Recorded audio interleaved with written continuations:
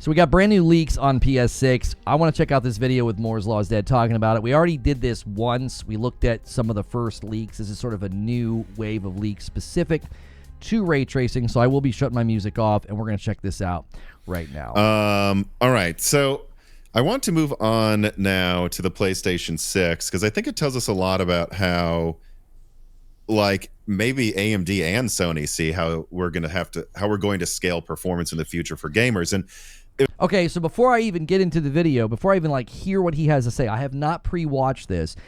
It has been my theory that they are targeting leaning more on the machine learning and the AI and the Project Amethyst, which is probably related to why future tech upgrades, hardware upgrades, will not be as significant. We're getting depreciating returns from just pushing raw power. So a lot of the raw power breakdowns that we're seeing from people, I don't think are as helpful because, again, we don't know what this thing's going to be like in the hands of the developers. We saw the exact same thing happen with the PlayStation 5 Pro. Everybody sort of bemoaned the fact that it was going to have a CPU bottleneck. It was going to be a scam. It wasn't going to be a big enough power jump. And then we've seen the results in games like Horizon Forbidden West being described as like playing like a high-end PC game by Digital Foundry's John Linneman.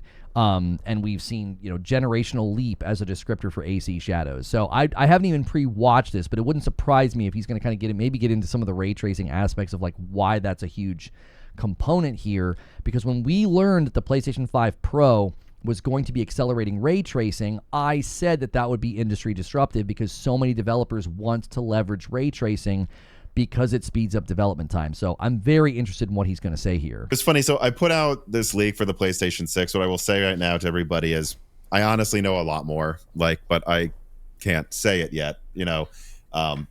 Make sure you're subscribed because if you're interested in that, you're going to get I've said the tip of the iceberg because we'll leave that as the teaser. And that's a great reason to subscribe to him and support him. Link below for his video. Anytime I'm going to use other people's content, I try to wait.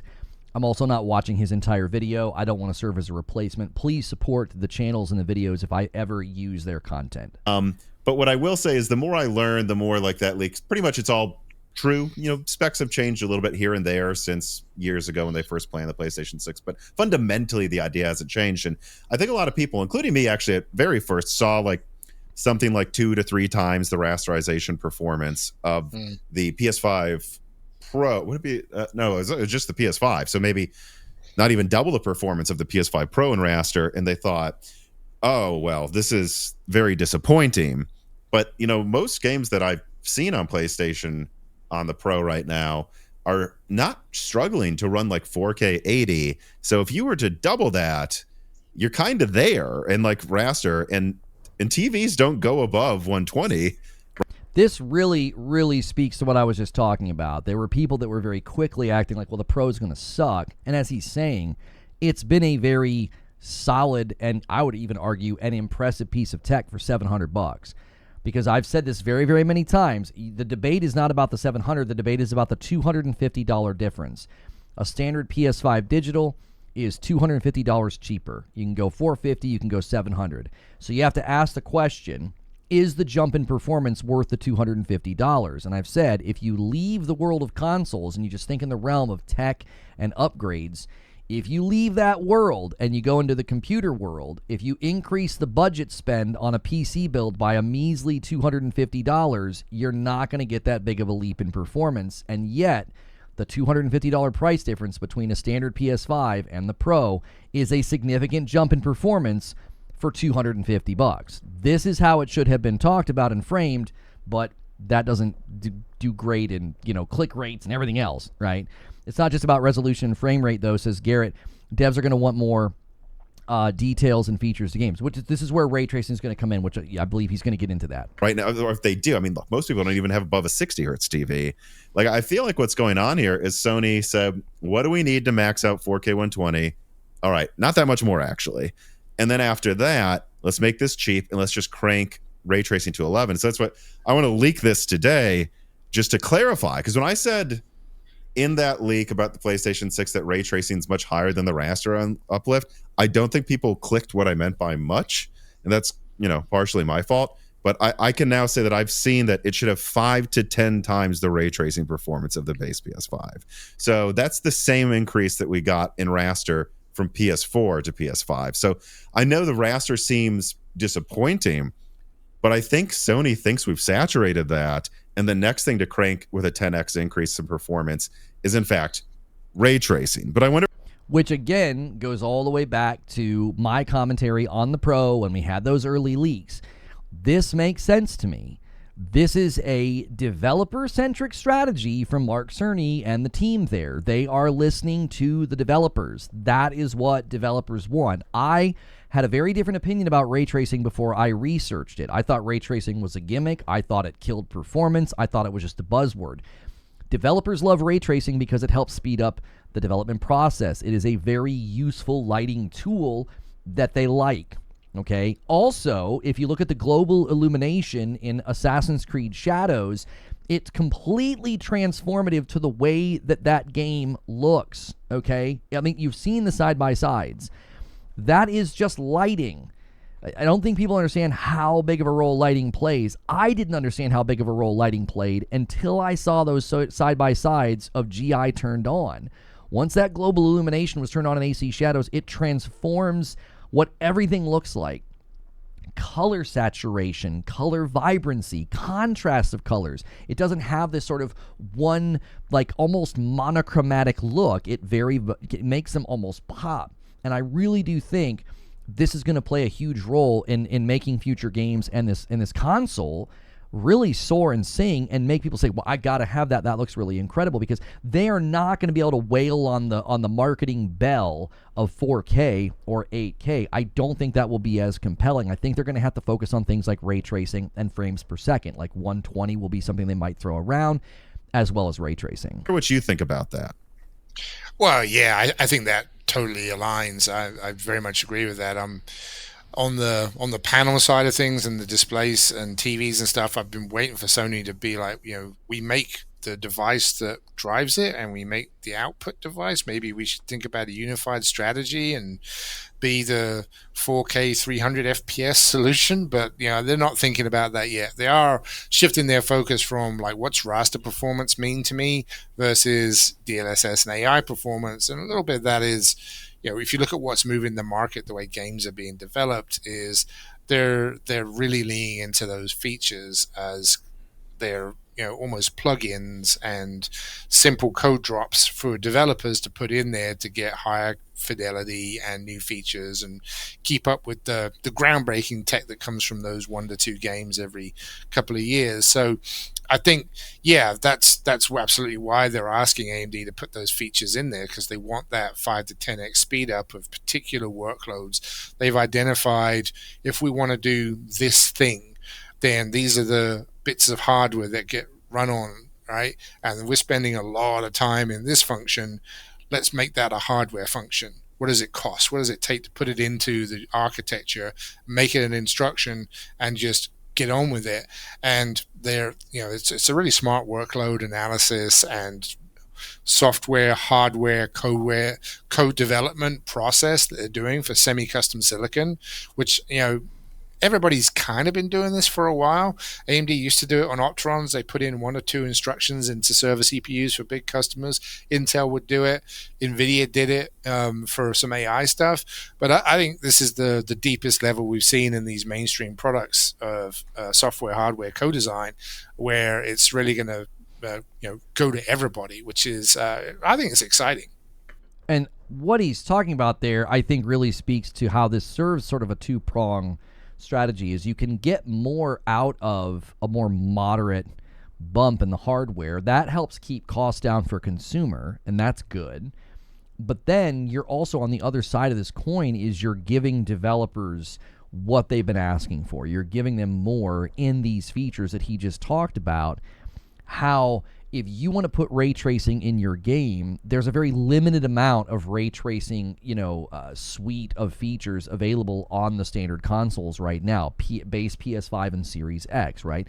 That then you see soaring and sort of singing when you can turn those features on. I think the greatest way to show this is with Assassin's Creed Shadows. You look at it on a base PS5, you look at that performance mode, and then you look at the performance mode on the PS5 Pro. Just being able to turn on global illumination makes the game sort of sing. And that is where putting something like this in the hardware that speaks to the developers makes the games look really, really good, but you're also able to keep costs down because you're focusing on features that are more about sort of enhancing. And I agree with Moore's Law, on the idea that like they're so close to a performance threshold, they don't need to go much further beyond like what 124K. We don't need to go beyond that. It's time to start focusing on other things that makes the game look really pretty. Would you rather have, you know, double the frame rate in Assassin's Creed Shadows or global illumination? If I showed you a side-by-side image, people would choose global illumination every single time, because once you're at 60, jumping to 120, yeah, that's great in like competitive shooters and guys that really want to push things on PC with mouse and keyboard, and they want to kind of like whip the camera around really quickly. But in general, I think 60 is very, very sufficient for most people. So if they're able to get to 4K 120, it's time to start focusing on the things that will enhance total image quality, as well as just immersion into a world. When the lighting and the shadows look realistic, it feels more impressive. I've continued to say that AC Shadows is one of the best looking games that I've looked at this gen. I think it is gorgeous, and a lot of that is because of the global illumination. Yeah, and it's I appreciate him agreeing with me, by the way. He just said yeah, so thank you, Moore. I've seen, it's really funny because I've seen some people in the, well, anytime you leak or talk about consoles, the fanboys just, I'm always, I think I remember, so every now and then I'm like, man, PC fanboys are almost as bad as console. No, they're not. And every time a new generation comes out, I'm reminded there is quite a difference between them. Quite a different breed. But like, they're like, well, you know, this sucks. This is, you know, not going to be stronger than like a 5080. And I'm like, yeah, it might be about as strong as a 5080 in raster, I guess. We'll have to see how good RDNA 5 really turns out. But, you know, do you guys understand that a 5080 saturates a 4K 120 screen like to a crazy degree, and that this is a console, and that if Sony can give them 4K 120 locked, I don't think there's anywhere else to go, especially when we're seeing like I want to shout preach. Like, I just want to shout it. Like, preach. Like this, the idea that you're going to have this thing in your living room cranking out that level of performance, and you could have this thing in your living room in the next 3 years for what we're hearing, a more reasonable price, somewhere in the $500 to $600 range. That's absurd.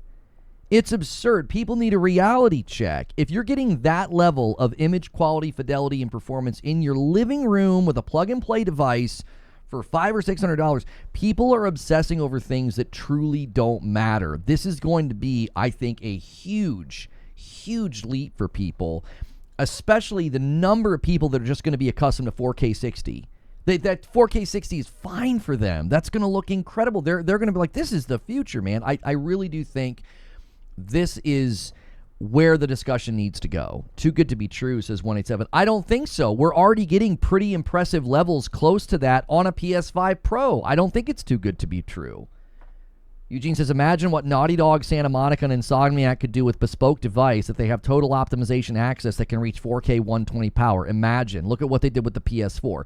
Look at what these studios did with the PS4. Look at how Ghost of Tsushima is praised for how good it looks even to today with its art direction and its performance. Look at The Last of Us Part 2. And how impressive that game looks. Look at Spider-Man 1. These are developers that were able to do that on a PS4. You know, Tony Stark did this in a cave with a box of scraps. Like, that's the meme here. Imagine what these studios are going to be able to do with bespoke hardware that they are building for. This is why Herman Hulse said our tentpole titles are meant to show off the hardware. This is why I don't think you're going to see these titles jumping to other platforms. Look at the investment. Look at the technology they're investing in. This is all meant to show off the hardware because Sony is a hardware company at their heart and their soul. People refusing to upgrade from PS4. So if you saturate 4K 120 after that, and by the way, they'll have FSR like 4.5 to help them too. Once you do that, I think they want to make these things as cheap as possible so that people throw away their PS4s, because that's a huge, huge problem for them. And again, yeah, maybe 5080 in raster, could be 5090 in ray tracing. I mean, and that's quite a convincing product at $500 to $600, I think. Well, I did not pre-watch this. Do you see? Like, he is right on the same wavelength that I am on about this. Like, to have this in your living room for $500 or $600 in the next 3 years is crazy. He's coping on hopium. It's DOA. Why would it be DOA? He's looking at the actual sheets. He's looking at the actual data. What on earth would make you say that the console's DOA? That sounds like, a fanboy talking points. This man's informed by the actual tech and the actual sheets and the actual info. I mean, that doesn't sound like you're basing anything off facts. That sounds more like you're doing like the tribalism thing. He was always wrong in overhyping PlayStation. I'll tell you who was wrong about PlayStation. The people who said the Xbox Series S was going to run circles around the PS5. I'll tell you who was wrong about PlayStation. All the people who said the PS5 Pro wasn't going to be a big enough jump in power, and yet look at the performance it's been cranking out in games like Horizon Forbidden West, Burning Shores, as well as Assassin's Creed Shadows. Like, you're not paying attention if you think people have been getting it wrong when they sort of estimate that PlayStation's going to bring impressive hardware to the market. You're actually on the wrong side of this, in my opinion. Yeah, I think under 900, that's a very convincing product. Oh yeah, yes, so, it will be if it's that cheap. But I agree, even below 900, they could probably try to justify it.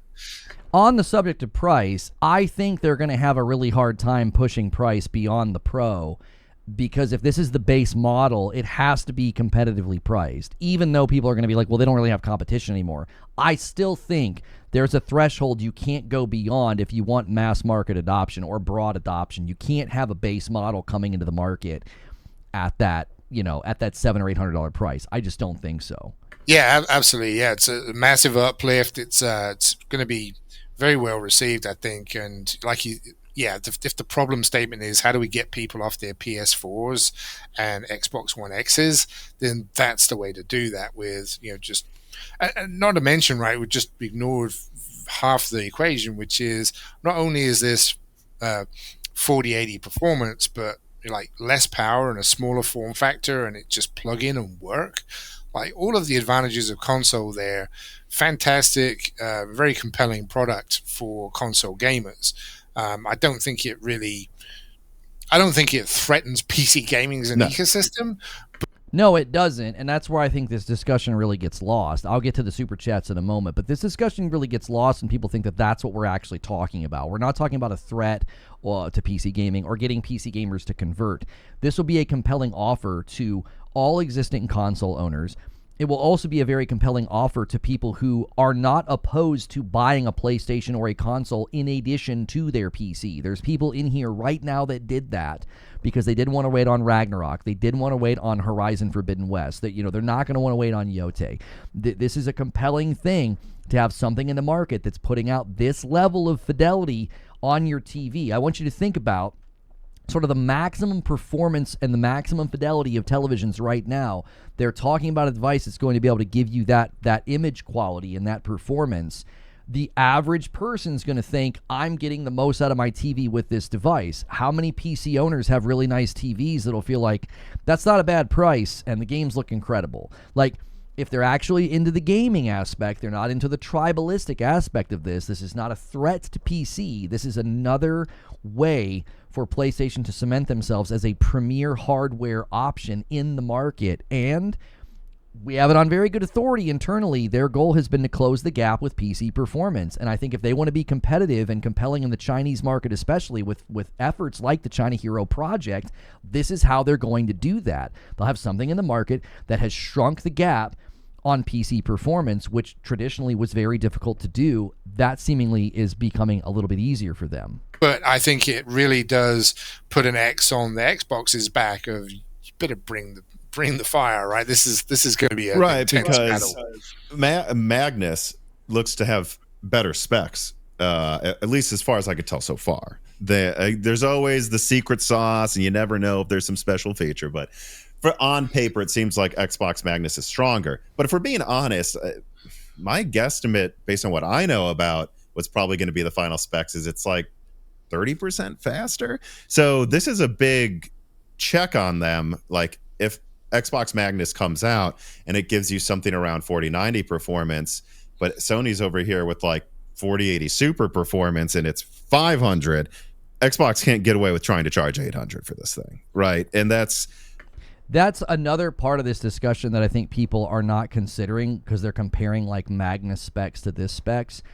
Number one, I anticipate the Magnus being stronger on paper because everything we know about it its goal is not to be competing in the market with PlayStation as a console any longer. It's going to be some type of a PC hybrid of that nature. If you're going to make a device like that, it's going to have to be stronger. It's going to have more raw power. If you're going to be sideloading Steam on this device and you want it running a good portion of the PC games that are out there in the market, the vast majority of them, you're going to need something that has a very reasonable, or even more power than your PlayStation 6. You also have to consider the fact that Xbox has very much said the future for them is making sure that Windows is the largest gaming platform, so this device will be seen as a Windows gaming device.